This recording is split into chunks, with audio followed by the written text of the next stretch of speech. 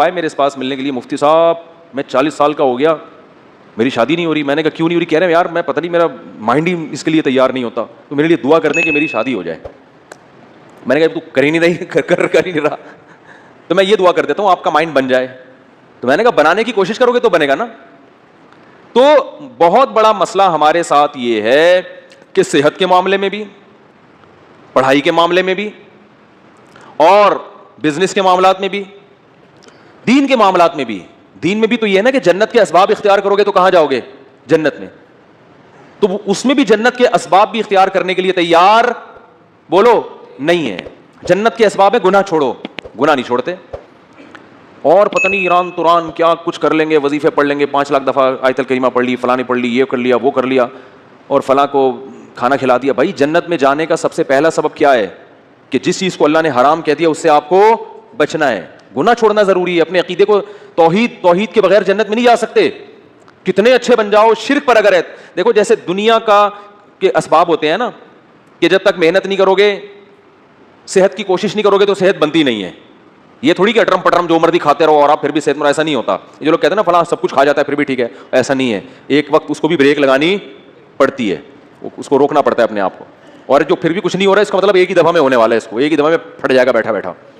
کیونکہ جو کچھ ہوتا رہے نا تو انسان پھر بھی تھوڑا سا احتیاط سے چلتا ہے. اس کا مطلب ایک ہی دفعہ میں اس کا کچھ ہونے والا ہے, ٹائٹ طریقے سے دھماکے کے ساتھ پھٹے گا. گرنیڈ ایک ہی دفعہ پھٹتا ہے, اور کلاشنکوف سے گولیاں مسلسل چلتی رہتی ہیں, ٹھیک ہے نا. گرنیڈ کیا ہوتا ہے؟ ایک ہی دفعہ پھٹتا ہے بس, وہ دوبارہ چلنے کے قابل نہیں رہتا. تو آخرت میں جانے کا سبب بھی ہے, تو وہ سبب اختیار کیے بغیر ہم انگریز کو کہتے ہیں نا دنیا میں کامیاب ہے مگر آخرت میں نہیں ہے. کیوں نہیں بھائی؟ تم آخرت کا سبب اختیار کرتے ہی نہیں ہو. آخرت میں جانے کے اسباب کیا ہیں؟ عقیدہ توحید ہے, رسالت ہے. پھر جو اللہ نے جس کو حلال کیا اس کو حلال سمجھو, جس کو حرام کہا اس کو حرام سمجھو. پھر لوگ ہم سے لڑتے ہیں کہ یہ سائنسدان کیوں جنت میں نہیں جائیں گے, انہوں نے تو اتنے نیک کام کیے. او بھائی جنت میں جانے کے لیے تھوڑی کیے انہوں نے, دنیا کے لیے کیے ہیں. تو دنیا آج ان لوگوں کو بڑے اچھے القاب سے یاد رکھتی ہے, یار اس نے بلب ایجاد کیا. اب بلب کے رشتہ داروں کو گالیاں دینا الگ بات ہے, لیکن بلب بنانے والے کو گالیاں کوئی بھی نہیں دیتا. پاکستانی قوم بلب کے رشتہ داروں کو گالیاں دیتی ہے, لیکن بلب بنانے والے کو الحمدللہ گالیاں نہیں دیتی, اور دینا بھی نہیں چاہیے گالیاں. بھائی اس نے ہم پر احسان کیا, بلب بنایا, تو احسان کا بدلہ اس کو دنیا میں مل گیا. اس نے کون سا صدقہ جاریہ کے لیے آخرت کے لیے بنایا تھا. تو جو دنیا میں کر رہے ہیں دنیا کے لیے کر رہے ہیں, آخرت میں کوئی حصہ نہیں. اللہ نے بتا دیا تم نے آخرت کے لیے کیا ہی نہیں ہے, کیونکہ تمہارا تو آخرت پر ایمان ہی نہیں ہے. تو اس لیے بات خوب یاد رکھو, صحت کا مسئلہ ہو, گھر میں بچوں کی تربیت کا مسئلہ ہو, پیسے کمانے کا مسئلہ ہو, صحیح ہے نا, جب تک محنت نہیں کرو گے, قانون اللہ کا یہ ہے کہ کخ بھی ہاتھ میں نہیں آئے گا, کخ بھی نہیں آئے گا. کل رات میں مثالیں اس لیے دیتا ہوں تھوڑی سی عبرت کے لیے. کل ہماری ایک جگہ دعوت تھی, بہت ہی اچھے لوگ تھے, وہ دعوت ٹھکرائی نہیں جا سکتی تھی. کھانا کھایا ہم نے 11 بجے رات, اور وہ انہوں نے اتنا کچھ بنایا ہوا تھا, وہ بھی باقاعدہ آرڈر پہ کھایا ہم نے. ابھی میں کیا وہ سن بھی رہے ہوں گے نا بیان. کھایا, اب 11 بجے جب آپ کھاؤ کے سو گئے تو آپ کی صحت ٹھیک ہو سکتی ہے؟ پھر آپ کہو چونکہ میں مفتی صاحب ہوں اور لوگ کہتے ہیں عالم ہیں, لوگوں کے خیال میں کوئی نیک آدمی ہے, اصل تو اللہ ہی جانتا ہے کون نیک ہے, کون بزرگ ہے, کون عالم ہے, لیکن لوگوں کا ایک اچھا گمان اگر فرض کر لیں تو چونکہ ہم نے 11 بجے کوفتے کھائے ہیں, کوفتے بنائے ہوئے بڑے خاندانی قسم کے, پھوڑ دیے ہم نے, طبیعت سے پھوڑے. اچھا وہ تو میں ان سے کہہ رہا تھا کہ مولانا طارق جمیل صاحب تو رات کو کھانا کھاتے ہی نہیں ہے نا, رات کو کھانا حضرت مولانا طارق جمیل صاحب نہیں کھاتے, وہ اتنے 2-4 نے والے بس, جتنا بھی رکھا وہ نہیں کھاتے, صحت کا خیال کرتے ہیں. تو میں نے کہا یار اتنا تپڑ مجھ میں نہیں ہے, اتنا اچھا کھانا رکھا ہوا ہے اور میں کھاؤں نہیں. تو وہ کہنے لگے, میں نے کہا ہم نے اس کا ایک آلٹرنیٹ تلاش کیا ہوا ہے, کھائیں گے طبیعت سے. تو ہم نے پھوڑا. اب جب پھوڑا ہے تو ظاہر ہے اس پھوڑے ہوئے کو نکالنا بھی تو ہے نا. تو اس کا حل پھر ہم, میرے ساتھ ایک ہمارے دوست تھے, وہ کافی وزنی ہے. میں نے کہا بیٹا اب میں تو نہیں سو سکتا ایسے, میں تو نہیں سو سکتا, یہ تو خودکشی ہے. تو میں نے کہا جب تک یہ جتنی کیلوریز جمع ہوئی ہیں نا یہ برن نہیں ہوں گی نا میں نہیں سوؤں گا. انہوں نے کہا کیسے برن کرنا؟ میں نے کہا پیدل نکلو. تو ہم پھر نکل لیے پیدل, ٹھیک ٹھاک واک کی. پھر ہمارے ایک دوست کا جم ہے یہاں چلا گیا, پھر وہ جو مشین ہوتی ہے نا بھاگنے والی اس پہ بھاگا. میں نے دیکھا, میں نے اس سے پوچھا یار آدھا کلو کڑھائی میں کتنی کیلوریز, میں نے آدھا کلو کڑھائی نہیں کھائی لیکن اس سے ویسے ہی پوچھا ہے کتنی کیلوریز ہوتی ہیں. اس نے کہا کہ پتہ نہیں 100 ہوتی ہیں. تو میں نے کہا جب تک 100 یہاں وہ مشین میں لکھا ہوا تھا نا اتنا اس پہ میں چلا ہوں اور تیز واک کی ہے کہ جب وہ آئے نا کہ 100 کیلوریز آپ کی برن ہو گئی ہیں پھر ہم مشین سے اترے. ہم نے کہا اب ہمارے لیے سونا کیا ہو گیا ہے؟ بولو نا بھائی, حلال. یہ اتنے نیک ہم بھی نہیں ہیں کہ اتنا صحت کا خیال رکھیں. ونس اپون اے ٹائم ایک واقعہ اچھا آ گیا, ہم نے کہا پارسل کر دو. یہ کرنا پڑے گا آپ کے باپ کو بھی, ورنہ توند نکلے گی, ورنہ عجیب سے ہو جاؤ گے. زندگی ایسی بہاریں اور خوشیاں کیا ہو جائیں گی, ختم. وہ کڑھائیاں جو آپ کھا رہے, کوفتے جو کھا رہے ہو نا, آہستہ آہستہ جا کے مختلف جگہوں پہ سے نکلنا شروع ہوں گے. کبھی کوفتہ یہاں سے نکلے گا, ڈاکٹر کہیں گے ان کی رسولی نکل آئی. وہ رسولی نہیں ہے, وہ جو کوفتے آپ نے کھائے ہیں ان میں صرف ایک کوفتہ نکلا ہے ابھی تو باقی کیا ہے, باقی ہیں. تو مختلف, ابھی تو تھوڑے دنوں میں آپ خود کوفتہ بن جاؤ گے. اور پھر کیا کرتے ہیں, صحت ٹھیک نہیں ہے, گھٹنوں میں درد, یورک ایسڈ بڑھا ہوا ہے, یہ ہوا ہوا ہے. پھر آتے ہیں کہ جی وہ مفتی صاحب کوئی وظیفہ بتا دیں کہ فلاں بزرگ کے پاس چلے جاؤں. پھر وہ فلاں آستانے پہ ایک بڑے اولیاء اللہ بیٹھتے ہیں, آدمی ہے کہ لیکن اولیاء اللہ. اولیاء تو ولی کی جمع ہے بھائی, ولی اللہ ہوتا ہے, اس کو لوگ کیا کہتے ہیں, اولیاء اللہ بیٹھتے ہیں. اولیاء اللہ تو بہت سارے ہول سیل کے حساب سے کہہ رہے ہیں. وہ فلاں آستانے میں ایک اولیاء اللہ بیٹھتے ہیں, وہ ایسا دم کرتے ہیں بھائی, ان کے پاس جاؤ, ایسا تعویذ ہے. ابے تو کھا کیا رہا ہے, تو کمبخت, تو تعویذوں میں نہائے گا بھی نا, کک بھی نہیں ہوگا. اللہ کا قانون ہے بھائی, قانون ہے کہ جتنا کھا رہے ہو نا اس کا وہ یوٹیلائز ہوگی تو صحت صحیح رہے گی. نہیں ہو رہا تو پھٹ جاؤ گے دھماکے کے ساتھ. بچوں میں تو چلو گروتھ ہو رہی ہوتی ہے نا, اب 40 سال میں گروتھ تھوڑی ہوگی آپ کی, اب تو فیٹ بڑھے گا, اب تو پھوڑے نکلیں گے, وہ کوفتے نکلیں گے مختلف جگہوں سے آپ کے, کولیسٹرول بڑھے گا 10. پھر بھی اگر مر جائے آدمی تو پھر اللہ نے مار دیا. اونٹ پہ بیٹھے ہوئے آدمی کو بھی کتا کاٹ لیتا ہے جب انسان کی لکھی بھی ہوتی ہے.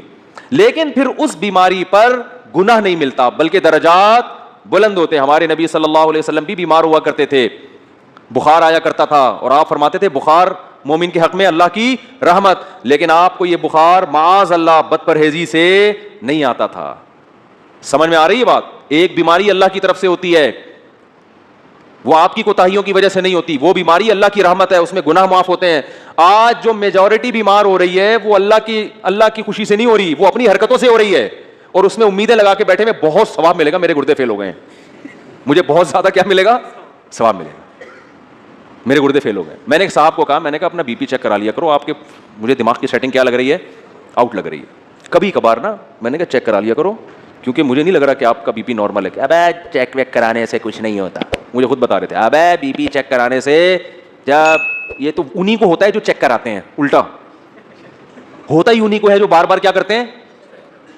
میں نے کہا کتنے بلڈ پریشر کے مریض ہیں ہمارے معاشرے میں, یا تو نہ ہوتا نا یہ, پھر خام خامے وہمی بن کے بلا وجہ جا رہے. وہی ہوا, ان کے پتہ نہیں کوئی رکھ پڑ گئی, ان کی بی پی ہائی تھا, پتہ ہی نہیں چلا ان کو. اور ایک صاحب کے ساتھ تو ایسا ہوا, ان کو بھی سمجھایا, ان کا تو انا للہ ہی ہو گیا, اللہ تعالیٰ مغفرت فرمائے. بہرحال وہی بات ہے, اللہ تو معاف کر دے گا اگر بعد والے اس کے لیے توبہ استغفار کرے, لیکن فطرت معاف نہیں کرتی. فطرت نے دماغ کی رگ بولو پاڑ دی, اتنا یہ نہیں دیکھا کہ بھائی یہ.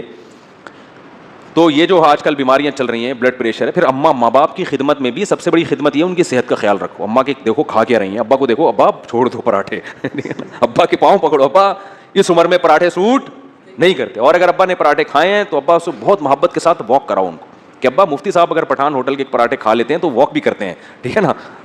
آپ نے مفتی صاحب کے بیان سنے کہ انہوں نے ہوٹل کے پراٹھے کھائے ہیں, تو ابا پھر وہ دیکھو, پھر بھی اللہ کی طرف سے سب کچھ ہو سکتا ہے. بڑے بڑے صحت مند ہم نے دیکھے ہیں, دھڑام سے نیچے گئے, تو وہ اللہ کی طرف سے ہے نا, وہ تو اللہ سے تو تھوڑی کوئی لڑ سکتا ہے.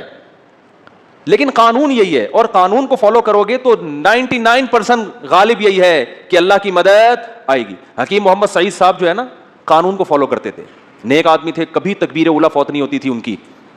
68 ایئرز میں 68 سال میں ٹینس کھیلتے تھے, ایک 2 گھنٹہ. آج کوئی کھیل سکتا ہے؟ 40 سال کا آدمی کمر پکڑ کے بیٹھ جائے گا, اس لیے کہ صحت کے اصولوں پر عمل. بھائی اتنے بجے کھانا ہے, یہ کھانا ہے, یہ نہیں کھانا. ایک حد تک تو سب کچھ چل جاتا ہے, اٹرم پٹرم برگر شرگر انڈے والا وہ والا بھی پھوڑ دیا.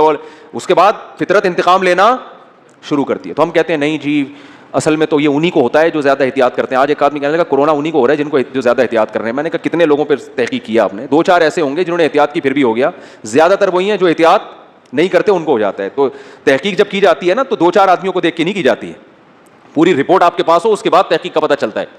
تو میرے بھائی, مسلمان کے ساتھ بہت بڑا مسئلہ یہ ہے کہ وہ کامیابی کے اسباب اختیار نہیں کرتا. صرف ایک صحت کی مثال میں اس لیے دیتا ہوں کہ صحت کا ایشو تو ہر ایک کے ساتھ ہے نا بھائی. ہر آدمی تاجر تھوڑی ہے, بزنس مین تھوڑی ہے. کچھ ملازمت کرتے ہیں, کچھ تاجر میں ہیں, کچھ پڑھائی پڑھ رہے ہیں, کچھ کوئی اور کام کر رہے ہیں. لیکن صحت تو ایک ایسی چیز ہے جس سے ہر ایک کو محبت ہوتی ہے نا.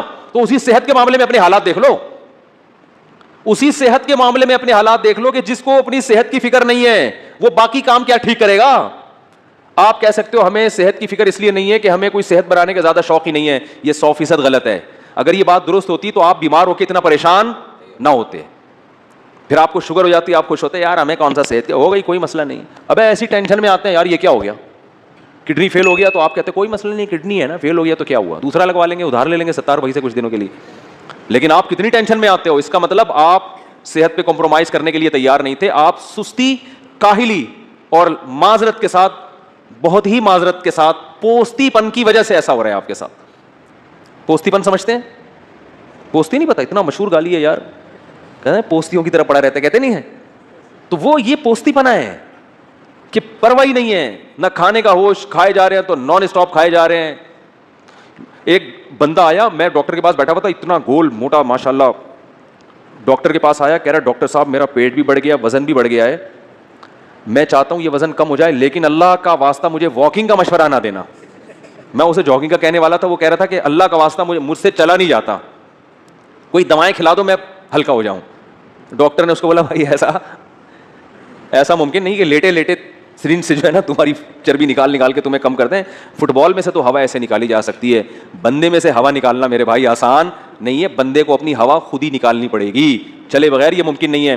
تو دیکھو ہارڈ ورکنگ, محنت, دماغی محنت بھی, جسمانی محنت بھی, جب تک اس سستی کو اپنے آپ سے دور نہیں کرو گے, نہ اللہ کے ہاں کوئی مقام حاصل کر سکتے ہو اور نہ دنیا کے ہاں کوئی مقام حاصل کر سکتے ہو.